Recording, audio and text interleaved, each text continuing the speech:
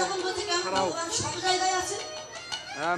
যখনই বলছে সব জায়গায় আছে তখন বলছে আপনার প্রশ্ন একবারে নিচে দিমু। ভগবান সব জায়গায় এমন কোন জায়গা নাই যেখানে ভগবান মধ্যে হলো ম্যানুয়াল। বুঝছি মধ্যে দিছি। বাহ তুই তো ভালোই উত্তর দিতে পেরেছিস। এই আইডিয়া যে লেখা ওটা না ম্যানুয়াল দিন না, ম্যানুয়াল লেখা আছে। সবাই কমিটিকে দান করবে, যে যার সামর্থ্য অনুযায়ী দান করবে, বেশি করে দেবে। আচ্ছা আচ্ছা দ্বিতীয় প্রশ্ন এদিকে দিছি, মানে বাইরে থেকে একটু ভিতরে এনেছে, এদিকে শুনেন একটা বলেছি। আমার দ্বিতীয় প্রশ্ন ম্যানুয়ালের ওয়েব দিয়ে ভগবান কি সেবা করে? চাষি বললেন ওই যে মহারাজ দিছি, টাচ দিছি। ভগবান ভক্তের অহংকার সেবা করে। আচ্ছা দেখ কেন এত কিছু থাকতে অহংকার কেন সেবা করবে? আমাকে বুঝিয়ে বল। দেখো খারাপ দেখতেছি। চাষি তখন বলছেন রাজা মশাই আমার মনে অহংকার আছে, আমি 10 কেজি সন্দেশ দিলাম ভগবানকে, সেবা করবেন। আমার অহংকার নাই, আমি একটা তুলসীর পাতা দিলাম ভগবানকে, ভগবান কোনটাকে সেবা করবে? ওই তুলসীর পাতা।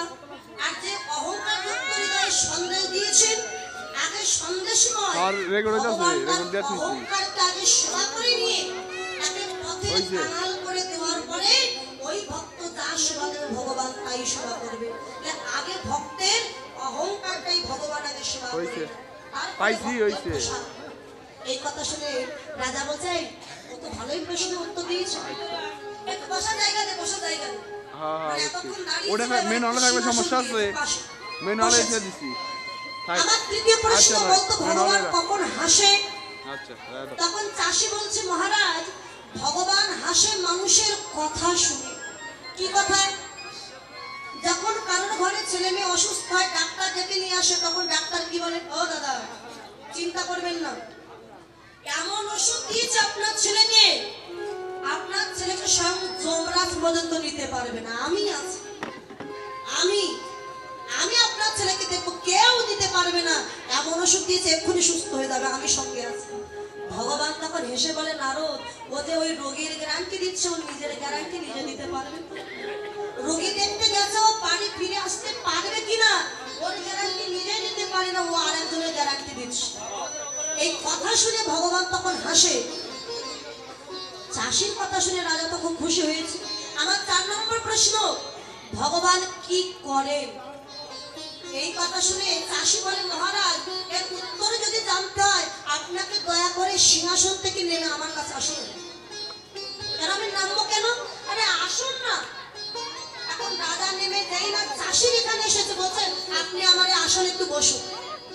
যে চাষির আসনে রাজা বসেছে অমনি চাষি ছুটে গিয়ে রাজার সিংহাসনে গিয়ে বসে পড়ল।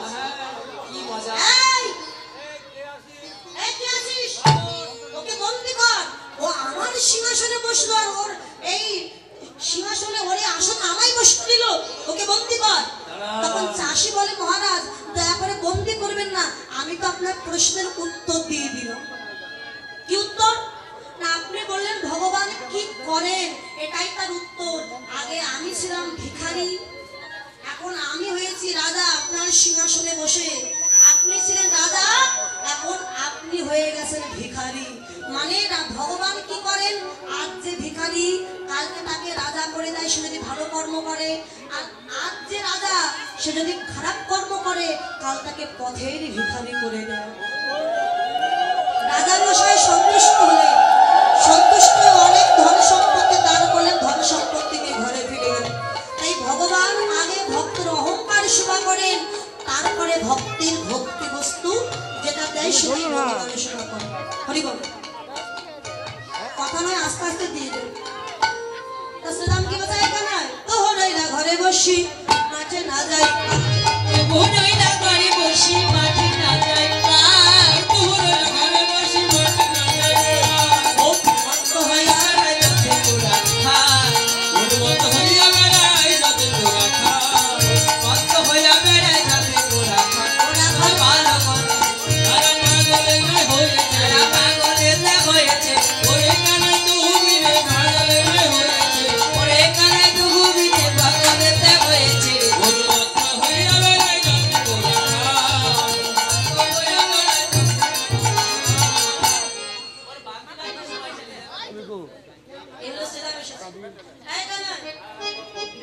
আগে যত চালায় ধর পাঁচু পানে চাই না হেলি ও চাল বদন না হেলে তোমার হরে রে কানায় ভাই তোমার সঙ্গে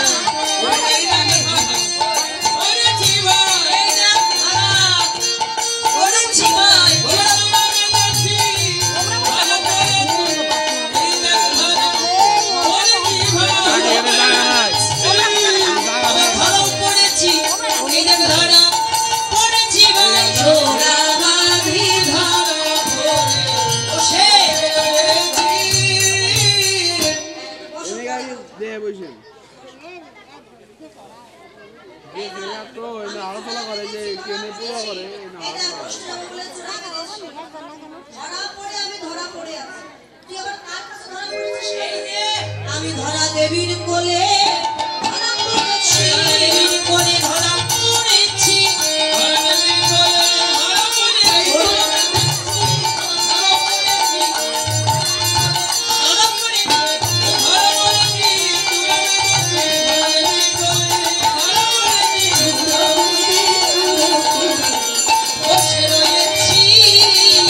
আমি ধরার কোলে ধরা পড়েছি। ওই ধরা দেবী নিজের স্তন কেটে বাধা দিয়ে অতিথি সেবা দিয়েছিলেন নারায়ণ, আর নারদ গিয়েছিলেন বৈষ্ণব রূপ ধারণ করে। তাই অতিথি সেবা দেওয়ার জন্য ভগবানও তেমন। তিনি যখন ধরার স্বামী দ্রোণ বসু ভিক্ষা করতে গিয়েছিলেন, কোথাও ভিক্ষা পান। অবশেষে ধরা দেবী এক দোকানের কাছে গিয়েছিলেন, স্বয়ং ভোলানাথ দোকানে সেজে বসেছিলেন। বলেন ভিক্ষা দেব, চাল ডাল দিতে পারি, তার আগে তোমার স্তন কেটে বাধা দিতে হবে। নিজের স্তন কেটে বাধা দিয়ে সেই চাল ডাল কিনে নিয়ে এসে বৈষ্ণব সেবা দিয়েছিলেন। ভগবান বললেন ধরা তোমার সেবায় আমি সন্তুষ্ট হয়েছি, বলো তুমি কি বর চাও? আমাকে এই আশীর্বাদ দাও প্রভু, যে স্তন কেটে বাধা দিয়ে তোমায় সেবা দিয়েছি, যুগে যুগে তোমায় পুত্র রূপে ধরে আমার স্তন দুগ্ধ তোমায় যেন সেবা দিতে পারে। সেই ধরা দেবী হলেন মা যশোমতী। ধরার কোলে আমি ধরা পড়েছি। মায়ে না বলিয়া যদি যাই ওঠে, মায়ে না বলিয়া আমি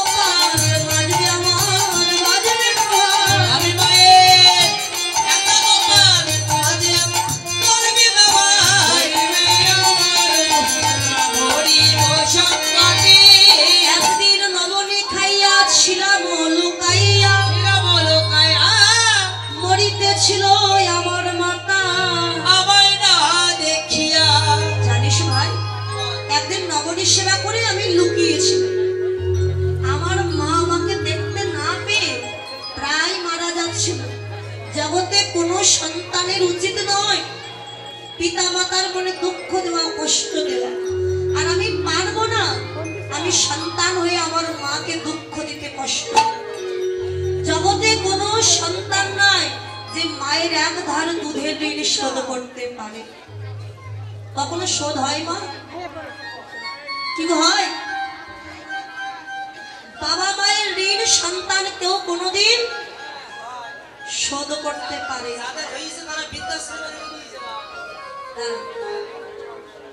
একটা ছেলে মাকে বলছো মা, সবাই বলে বাবা মায়ের ঋণ নাকি শোধ করা যায় না, মায়ের দুধের ঋণ শোধ করা যায় না। তা আমি তোমার সন্তান, আজ আমি কথা দিলাম তোমার ঋণ আমি শোধ করবো। বলো কি হলে তোমার ঋণ শোধ হবে? কি চাও? যেটা চাইবে, যেটা দিলে আমার ঋণ শোধ হবে, সেটা চাও, আমি তোমায় দিয়ে দিচ্ছি। মা তখন দেখলো আমার সন্তান তো অবুঝ, তাকে একটু বোঝাতে হবে। এই খোকা, আমার ঋণ শোধ করবি? যা একটু বাজারে যা তো, এই পাশে নাটিয়াপাড়া বাজার, একটা পাকা থেকে কলা কিনে নিয়ে আয় তো বাবা। কলা কিনে নিয়ে এসে এই নাও মা। আমি নেবো না, কলাটা তোর কাছে রেখে দিবি। আজকে তোর কাছে রাত্রে রেখে দিবি, কালকে সকালবেলা তোর কাছ থেকে আমি নেব। আচ্ছা বাবা, কলাটা তো আমার জিনিস, ওটা যেন কাজ ছাড়া করবি না, কাছে কাছে রাখবি, যেন নষ্ট না হয়। ঠিক আছে? ছেলে যখন ঘুমিয়েছে রাত্রেবেলা চিন্তা করলো আমার মায়ের দেওয়া জিনিস যত্ন করে রাখতে হবে, বুকের উপরে রেখে দিয়েছে। বুকের উপরে রেখে ওকে যত্ন করে রেখেছে। কখন রাত্রে ঘুমের ঘরে সেই না পাশ ফিরেছে, অমনি গলাটা পিঠের নিচে পড়ে একেবারে নষ্ট। সকালবেলা মা বলছে খোকা ওই আমার জিনিসটা আমায় দে।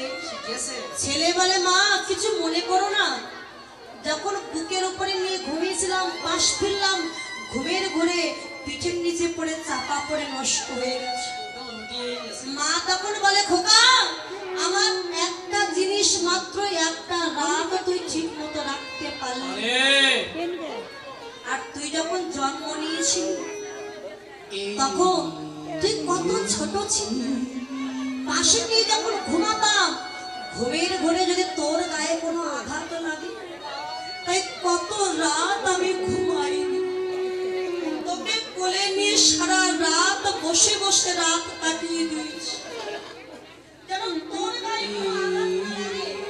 আর তুই একটা রাত একটু কষ্ট করে কলাটা নিয়ে থাকতে পারবি। আর আমি কত রাত জেগেছি তোর জন্য, তুই যখন অসুস্থ হয়েছি কত রাত জেগে তোর সেবা করেছি আমি। এই কথা শুনে ছেলে ছুটে গিয়ে মায়ের চরণে পড়েছে, মা আমি অজ্ঞান মূর্খ, তাই তোমার ঋণ শোধ করতে গিয়েছিলাম, আজ বুঝলাম বাবা মায়ের ঋণ কোনোদিন শোধ করা যায় না। এই শুনাম, আমার মাকে না বলে আমি গোষ্ঠী যেতে পারবো। ও তুই তোর মায়ের গুণের কথা বলছিস, তোর মায়ের গুণের কথা আমি বলি শোন। জানি রে তোর মায়ের ভালোবাসে, জানি রে তোর মায়ের প্রেম কত ভালোবাসে, সলগন মনির তরে বেঁধেছিল গাছে, সলগন মনির তরে বেঁধেছিল গাছে, বলা গাছে বাঁধা মা আর মায়া আছে, গাছে বাঁধা মা আর মায়া আছে। আরে আমাদের ওই মায়া আছে ভাই, আমাদের গাছে বাঁধা মা আর মায়া আছে, আমাদের মায়া আছে ভাই, গাছে বাঁধা মা আর মায়া আছে। অলোক কবুরি করে বেঁধেছিল গাছে। সামান্য লবণে খেয়েছিলি তুই কানাই, তোর মা তোকে গাছে বেঁধেছিল মনে নাই? বলে গাছে বেঁধেছিল কেন তোরা জানবি কি করে? সে কথা আমি জানি তো আর কেউ জানে না। ওই জঙ্গল অর্জুন বৃক্ষ ছিল ধন কুবেরের পুত্র নলকুবের আর মণিগ্রীব। তারা দেবর্ষি নারদের অভিশাপে বৃক্ষকুলে জন্ম নিয়েছিল, তাই তাদেরকে উদ্ধার করবার জন্য আমার মা কাছে বেরিয়েছিল, আর আমার চরণ পরশে তারা উদ্ধার হয়ে গিয়েছে। তুই আমার মায়ের নিন্দা করিস না। করবো না? যমলয় অর্জুন যেদিন চেপেছিল গাই, সেদিন পরমানন্দ রানী আসিল কোথায় ছিল? ভাই, আমি আবারও বলছি, আমার মায়ের নিন্দা করিবি না। যদি হয় রে কল্পতরু, পিতা মাতা হয় পরম গুরু। যদি হয় রে কল্পতরু, পিতা মাতা হয় পরম গুরু। যদি হয়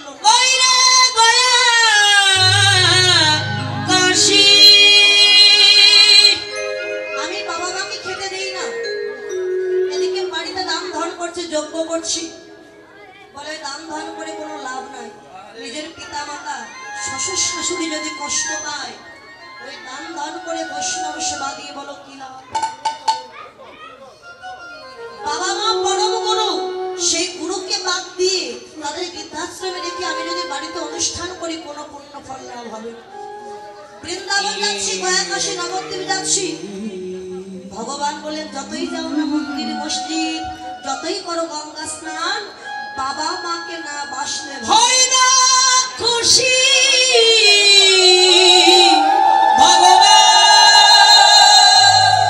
ভগবান, আপনারা অনেকে বলবেন আমি বাবা মাকে ভালোবাসি, শ্বশুর শাশুড়িকে ভালোবাসি, কিন্তু আমার শাশুড়ি আমায় একদম দেখতে পারে।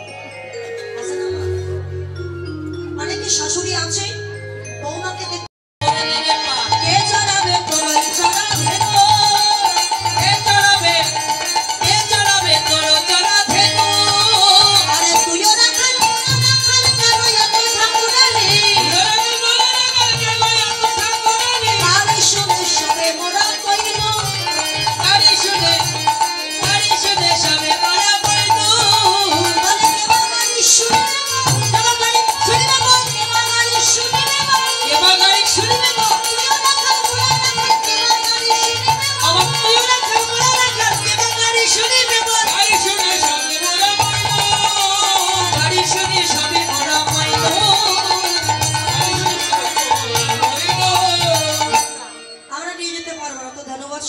আলাদা করে নি, চোরা ধেনু নিয়ে যেতে পারবো। এদিকে গোঠের বেলা হয়েছে, জান দাদা বলরাম সুন্দর করে সাজে।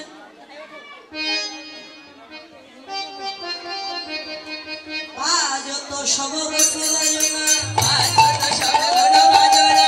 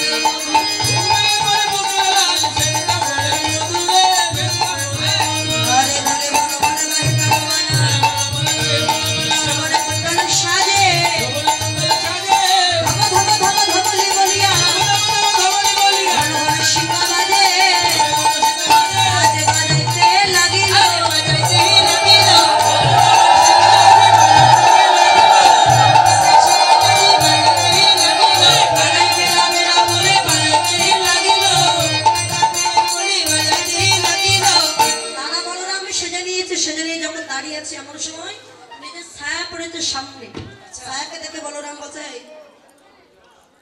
এই কে কে কে কে কে রে তুই, এই কে কে কে কে রে তুই কে? ছায়া দেখে এতটুকু জ্ঞান নাই, ওটা নিজের ছায়া। এবার অনেক বাচ্চারা আছে না, ছায়া দেখে ভয় পায় না, ভাবে আমার পেছনে বোধহয় কেউ আসছে। এই তুই কে? বলছে তুই কে? লড়বি নাকি? ভাবছে কোন শত্রু বোধহয় এসেছে আমার সঙ্গে যুদ্ধ করতে, লড়বি নাকি? দাদা বলরাম তোতলা ছিল, তোতলা বলেছিল একটু রাগ বেশি, অল্পতেই রেখেছে। আমার সাথে লড়বি নাকি? আমার সাথে লড়বি নাকি? আমার সাথে লড়বি নাকি?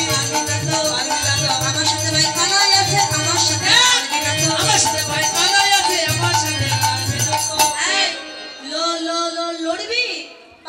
পারবি না, আমার সাথে কানাই আছে, পারবি না। ডাকিব নাকি? ডাকিব নাকি? ভাই কানাই ডাকিব নাকি? ভাই কানাই অমনি কানাই বলে ডাক দিয়েছে, ভাই কানাই ডাকিব নাকি? ভাই কানাই ডাকিব নাকি? ভাই কানাই নাকি? যেই না কানাই বলে ডাক দিয়েছে, কানাই তো বুঝতে পেরেছে দাদা আমায় কেন ডাকছে। অমনি সুদর্শন চক্র পাঠিয়ে দিয়েছেন কৃষ্ণ, আর চক্র গিয়ে সূর্যকে ঢেকে দিয়েছে। বাবা সূর্য যদি না থাকে ছায়াকে দেখা যাবে? যাবে না। যে সূর্য ঢেকে দিয়েছে অমনি বলরাম নিজের ছায়া দেখতে না পেয়ে বলছে, পালালি নাকি? পালালি নাকি? নাম শুনে তুই পালালি নাকি? নাম শুনে তুই পালিয়ে গেছিস? কানাইকে দেখলে তুই এখানে আর থাকতিস না। এবার কানে আসছে না দেখে কানুতে সুদামের কথা বলরাম আসে কথা যুগল বিষানে সানদী। কৃষ্ণ গোপাল তো মায়ের কোল থেকে সেবা করে গোষ্ঠী যাবে, তো গোপাল সেবা দক্ষিণা যদি আপনারা দিতে চান আমার তরফ থেকে যাচ্ছে।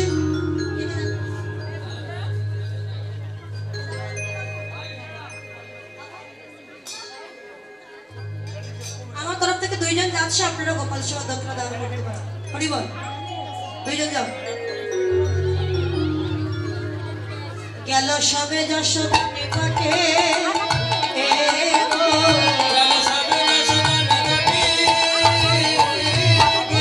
প্রণতি করি আমায় কহিছে যদবরায় কাননে লইয়া বসে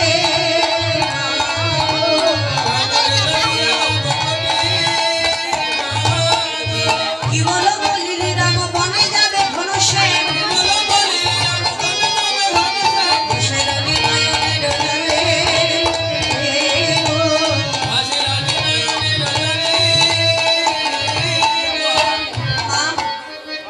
গোপালকে সাজিয়ে দাও আমরা বনে নিয়ে যাই মা যশোমতী বলাই গোপাল বলরাম আমার গোপাল আমি বনে দেব না কেন জানিস ওরে কাল না কি করছে ওর বাসার পিঠে মেরেছিলি শিকার বাড়ি রে মেরেছিলি শিকার বাড়ি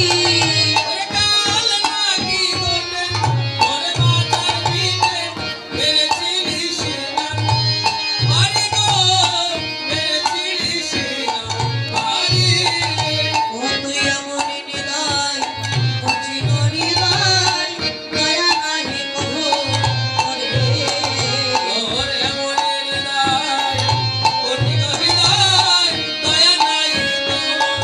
করবে তোর দয়া নাই দয়া নাই দয়া নাই দয়া নাই পাষাণ হতে হৃদয় কঠিন দয়া নাই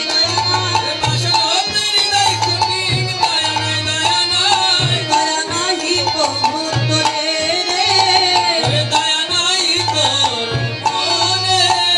ওরে বলরাম আমার গোপাল কাল গোঠে গিয়ে ধেনু ফিরাতে পারিনি বলে তুই আমার গোপালের পৃষ্ঠে দারুণী সিংহার বাড়ি মেরেছিলি তুই দাদা হয়ে ছোট ভাই কেমন করে মারতে পারি তুই কি জানিস না কত সাধনা করে কালো মানিক পেয়েছি সে শঙ্করে দেব দিগম্বরে দিগঙ্গামৃত তীরে হরিণ তত্তল শ্রীফল দল দেশি হরে রশিরে কত সাধনা করে তপস্যা করে আমি আমার কালো মানিক বলে পেয়েছি আর সেই কালো মানিক তুই মারলি। মা, আমি না হয় খেলার ছলনায় ভাইকে মেরেছি তাই বলে তুমি যদি ভাইকে না দাও ধনবৎস কেউ তো বোঝা যেতে চাই না তুমি সাজিয়ে দাও আমি আর কোনোদিন ভাইকে মারবো না সাজিয়ে দাও বলরাম আমার গোপাল আমি বলে দেবো না কেন জানিস ওরে জাদু আমার নবীন রাখাল বলরাম জাদু আমার নবীন রাখাল বলরাম আহি জানে হিতাহিত বধন পালনে কৃত জানে না সেটার কত পাল বলরাম সওয়ালে সওয়ালে খেলে ঘরে আসতে কত ভুলে হাত মুখে দিয়ে কাঁদে বলরাম বলি মা কই বলে কাঁদে গোপাল আমার দুধের সওয়াল মা কই বলে কাঁদে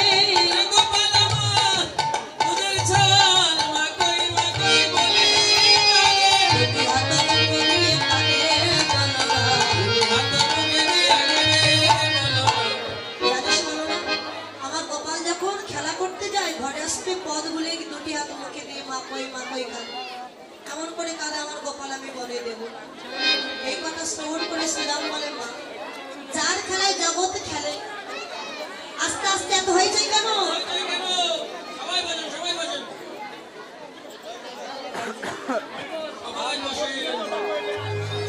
তো দক্ষিণা দিতে হবে না আপনার দক্ষিণা দিতে হবে না আপনি দিতে হবে না তোমার দক্ষিণা দিতে হবে না মা বসুন বসুন শ্রীরাম কহিছে বাণী শোনো মন্দ রানী কৃষ্ণ